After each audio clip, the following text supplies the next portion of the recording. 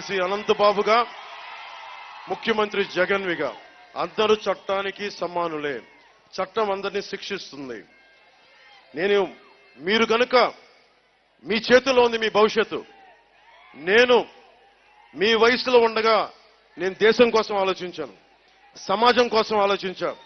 మీరు ఈ రోజున నాకు చప్పట్లు కూడా వెళ్ళిపోతే ప్రయోజనం లేదు. వచ్చే ఎన్నికల్లో మనం కూటమి ప్రభుత్వానికి మీరు ఓటు వేయకపోతే భవిష్యత్తులో నష్టం మీకే. నాకేం జరగదు. నేను సినిమాలు చేసుకుంటాను, చేసుకోకపోవచ్చు, లేదంటే పార్టీ అయితే ఖచ్చితంగా నడుపుతా, రోడ్ల మీదకి వస్తా. ఈ రోజు నేను ఎందుకు అడుగుతున్నాను ఓట్లు అంటే, నేను ఎన్నిసార్లు సభలకు వచ్చినా మీరు ఇలాగ రోడ్ల మీదకి వస్తారు, మీరు గొంతెత్తుతారు, చప్పట్లు కొడతారు. కానీ జనసేన గొంతు ఆంధ్రప్రదేశ్ అసెంబ్లీలో గనక వెళ్లి వినిపిస్తే దానికి ఉండే శక్తి వేరు, మామూలు బలం ఉండదు. తంగెళ్ల ఉదయ శ్రీనివాస్ని ఇదే గొంతు పోలవరం కోసం పార్లమెంట్ లో వినిపిస్తే దాని శక్తి వేరు. చలమలశెట్టి సునీల్ గారు ఉన్నారు. ఆయనకి గొంతు లేదు. ఎందుకు లేదంటే ఆయనకి జగన్ అంటే భయం. అతనికి నేను వెళ్ళి మోడీ గారితో మాట్లాడగలను. మోదీ గారు దేశ ప్రధానమంత్రి, కానీ రాష్ట్ర ముఖ్యమంత్రి జగన్ మోదీ గారి దగ్గర భయపడతాడు. నేను మోదీ గారికి గౌరవిస్తా.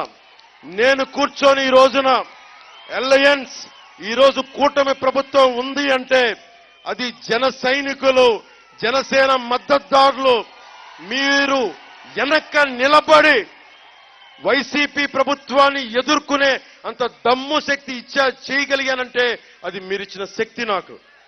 దానికే నాకు ఇచ్చారు మోదీ గారు గౌరవం. వైసీపీ వల్ల కాదు, జగన్ వల్ల కాదు. జగన్ వెళ్తే ఏం మాట్లాడతారు ప్రధానమంత్రి గారి దగ్గర? నా కేసులు కొట్టేయండి అంటాడు, నా 39 కేసులు కొట్టేయండి అంటాడు, ఎమ్మెల్సీ అనంతబాబు కేసు కొట్టేయమంటాడు. ఏమనుకుంటాడు మోదీ గారిని చూసి? ఇలాంటి క్రిమినల్స్ ని వెనకేసుకొస్తారనుకుంటారా మోదీ గారు? ఒక్కొక్కరిని తాట తీసి కింద కూర్చోబెడతారు మోదీ గారు.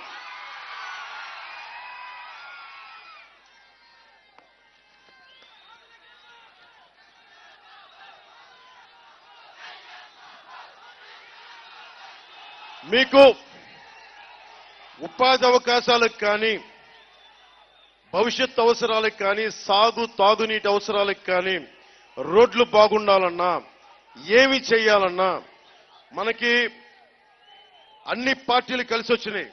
మీరు 5 సంవత్సరాలు మనకి జగన్ ప్రభుత్వాన్ని చూశారు. అందరు బుగ్గల్ని మిరాడు, తల మీద ముద్దులు పెట్టుకున్నాడు, ఒక్క ఛాన్స్ ఇమ్మన్నాడని అడిగాడు. నేను ఈ రోజు అడుగుతున్నా, 2009లో పార్టీని ఆ రోజున స్థాపించి మనం నిలబెట్టుకోలేకపోయాను. నేను మళ్ళీ పట్టుబట్టి నా మాట ఎందుకో చెప్తాను. ఒక నాయకులు వస్తే ఇలాంటి మన పక్కనున్న జగ్గంపేట మనకి నియోజకవర్గంలో కూడా నాయకులు మాటిచ్చి కాపు రిజర్వేషన్ మాటిచ్చి వెనక్కి వెళ్ళిపోయారు. నేను ఒక మాట చెప్పాను అంటే ఒక మాట మీద నిలబడేవాడిని. దశాబ్దం ఓడిపోయినా, తిట్టినా, తిమ్మినా, ఇబ్బంది పడ్డా నేను నిలబడి ఈ రోజున మీ ఎదురుగా దమ్ముండి ఉన్నానంటే మీ భవిష్యత్తు కోసం ఒళ్ళు వంచి పని చేయడానికి నేనున్నాను. చలమలశెట్టి సునీల్ వైసీపీ నాయకులను ఒకటే అడగండి, మీకు ఎందుకు ఓటు వేయాలని అడగండి. వైసీపీ నాయకులను ఒకటే అడగండి.